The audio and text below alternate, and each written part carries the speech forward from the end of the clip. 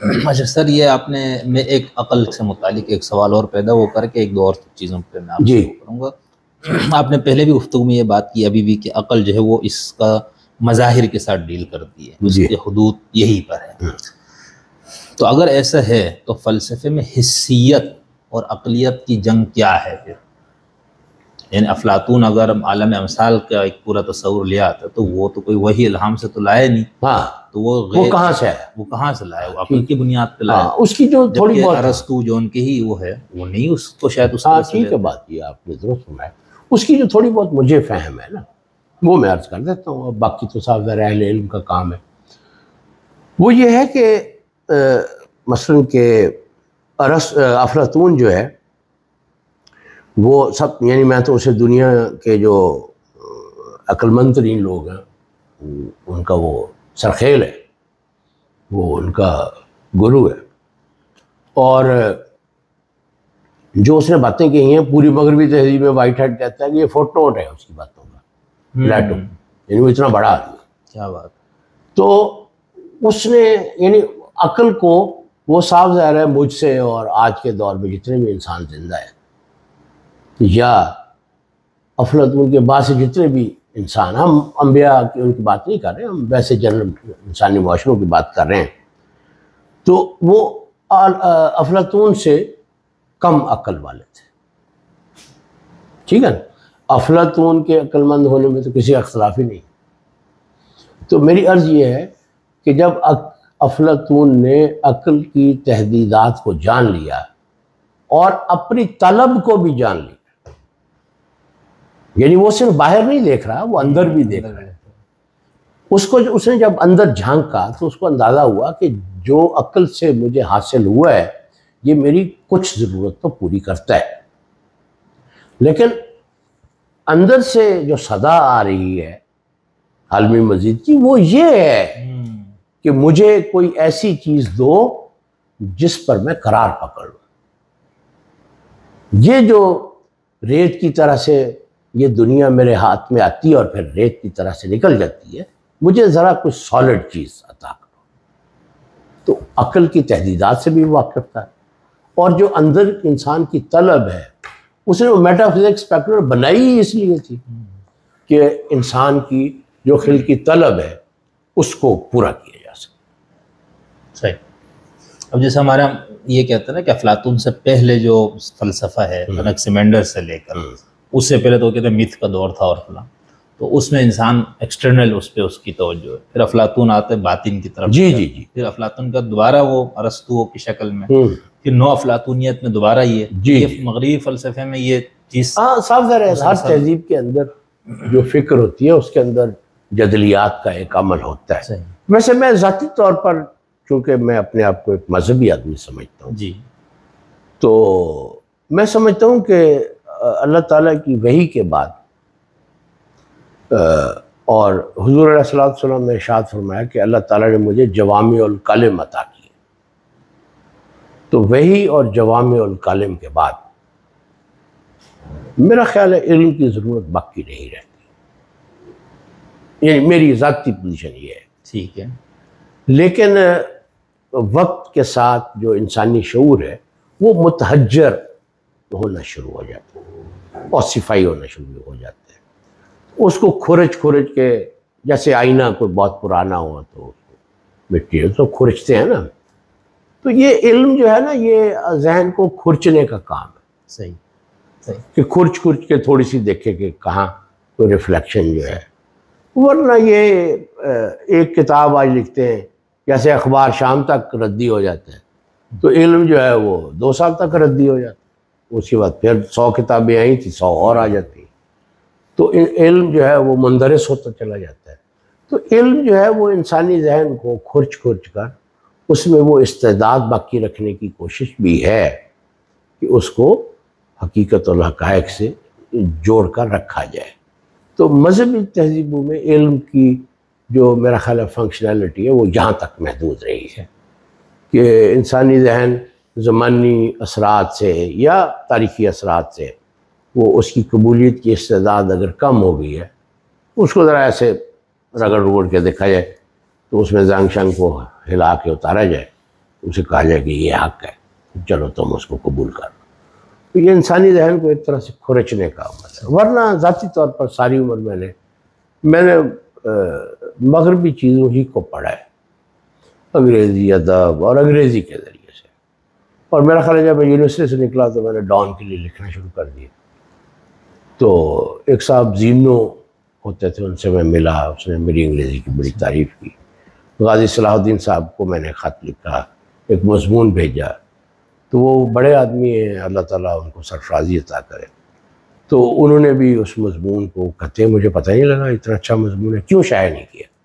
تو کہتے ہیں اگلے ہفتے شائع ہو جائے گا. وہ اگلے ہفتے شائع ہو گیا. وہاں سے پھر ایک سلسلہ چل نکلا.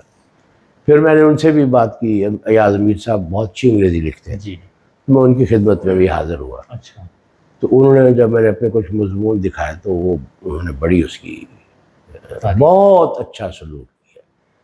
تو بہرحال جو بندے کا ظرف اور بڑا پن ہوتا ہے نا، وہ کہیں نہ کہیں ظاہر ہو جاتا ہے. بالکل. تو ان زینو بالکل مارکسسٹ آدمی تھے، لیکن میں نے ان کو بتایا کہ میں تو مذہبی نوجوان ہوں. اس نے کہا کوئی بات نہیں، باتیں تو ہوں گی. میں کہا جی باتیں کرنے کے لیے تو آیا ہوں میں. تو میں کئی دفعہ ان کی خدمت میں حاضر ہوا. پھر ویو پوائنٹ میں نے کچھ چیزیں لکھی. تو جب ایسے رحمان اس کے ایڈیٹر ہوتے تھے تو میں بڑا حیران ہوتا ہوں کہ ان کے جو کردار کی جو بڑائی ہے وہ اٹ شائنز تھرو نا. میں زینو صاحب سے ملا، میری کیا اوقات تھی، ان کی بڑی اوقات تھی. تو انہوں نے مجھے وقت دیا، میری باتیں سنی، میری کسی بات پر انہوں نے اس کو ریجیکٹ نہیں کیا. تو جو انسانی کردار میں ایک روشنی اور علامت ہوتی ہے، وہ بالکل سیکولر آدمی تھے. ایسے رحمان صاحب نے بھی ایسے ہی کیے. میں گیا، مجھے کہنے لگا یار تم جس اخبار میں کام کرتے ہو نا، تم اپنے نام سے لکھو گے نا تو ان کو بڑا برا لگے گا، تو تم کوئی نام رکھ دو. تو وہ کچھ چیزیں اس میں شائع ہوئی.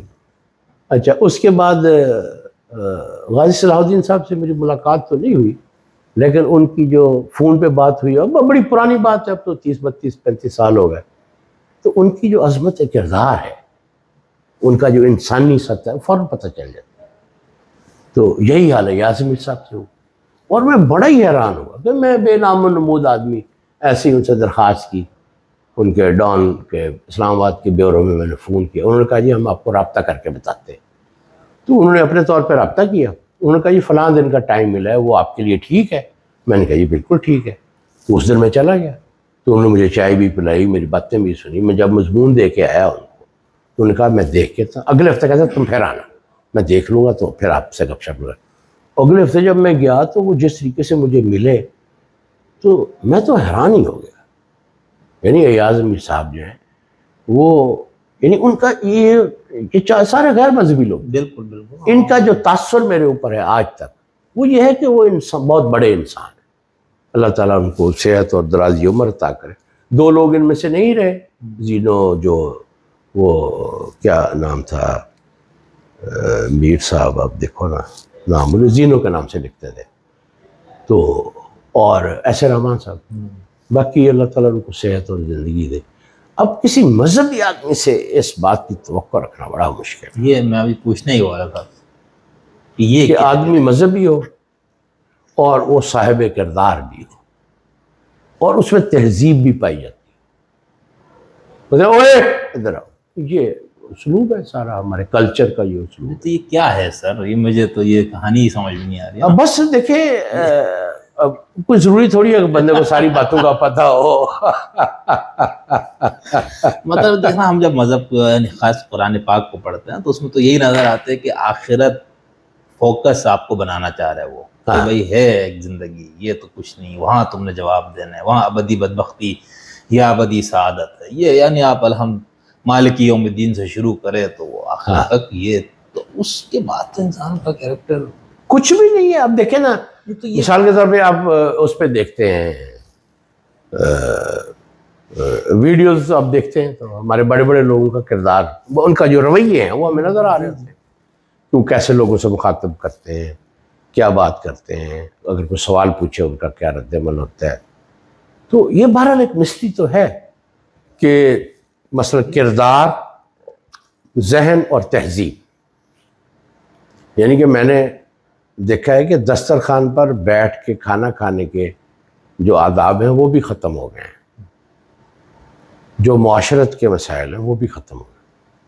تو سر یہ ایسا تو نہیں مذہب کہ اپنی داخلی تعلیمات میں کوئی ایسی چیزیں، مثلا جو مجھے کبھی میں خود یہ توجہ دے دیتا ہوں کہ جو سیکولر آدمی ہے اس کی ضمیر اگر موجود ہو نا، اس کے ضمیر اس کو کچو کے مار مار کے اس کو زندہ ہی ختم کر دے۔ اگر مذہبی آدمی کا مسئلہ یہاں خطانہ الحمدللہ استغفر اللہ، یا اللہ تو اسے میں نے معاف کر دے، میں نے کڑ دیتے، میں نے اس کا یہ کھا لیا، جو زیادہ پیسہ والا وہ ذرا یاترا کر کے حج کر کے دل دلا کے ساتھ، یہ تو نہیں ہے وجہ کہ جو آپ نے استغفار کا اور توبے کا جو گناہ کرتے جاؤ اب آپ کی بخشش ہوتی ہے۔ میں ذاتی طور پر نا ویسے کلیئر نہیں ہوں اس معاملے میں، اچھا کہ یہ جو ایک تفاوت ہے، ٹھیک ہے، یعنی ایک اسوہ ہے، ہم سیرت پڑھتے ہیں، سیرت میں ساری عمر پڑھتا رہا ہوں، تو حضور علیہ الصلوۃ والسلام کی جو رحمت للعالمین ہے، آپ کی جو شان کریمی ہے، آپ جس طریقے سے لوگوں کو انگیج کرتے تھے، جس طریقے سے آپ بات کرتے تھے، اور وہ آپ کے جو خادم ہوتے تھے، انس نام تھا نا ان کا، جی حضرت انس، بالکل، تو ان کے جو بیانات ہیں ان سے پتہ چلتا ہے، اور مطلب بے شمار مطلب چھوٹی چھوٹی چیزوں سے آپ کے کردار کا اندازہ ہوتا ہے۔ تو آپ کی جو عظمت انسانی ہے، اور عظمت انسانی کا مطلب یہ ہے کہ آپ نے انسانوں کی عظمت کو کس طریقے سے اس کا اعتراف کیا۔ تو اب جب ہم دیکھتے ہیں تو نہ تہذیب ہے، مطلب میرا یہ ماننا ہے کہ وہ سوائے حسنہ کا مطلب یہ ہے کہ وہ ایک معیار تہذیب ہے، یعنی حضور علیہ السلام نے ہمیں کھانا کھانا بھی سکھایا، انہوں نے ہمیں تہذیب دی، انہوں نے ہمیں سماجی جو رویے ہیں، جو اخلاقی، وہ ہمیں عملاً سکھائے، گھر والوں کے ساتھ کیا معاشرت، وہ ہمیں عملاً آپ علیہ الصلوۃ والسلام نے سکھائی۔ تو جب ہم سیرت کو پڑھتے ہیں اور پھر ادھر ادھر دیکھتے ہیں، میرا تو دل ڈوب جاتا ہے۔ جی میں نے آپ کو کہنا ہے کہ آپ کافر ہیں، آپ نے مجھے جواب دینا ہے کہ تو کافر ہے۔ یہ ہمارے کلید ہے، شاہ کلید ہے، یہ مذہبی ڈسکورسز کی، ہمارے کردار کی، ہماری تہذیب کی، ہمارے ذہن کی۔ ٹھیک۔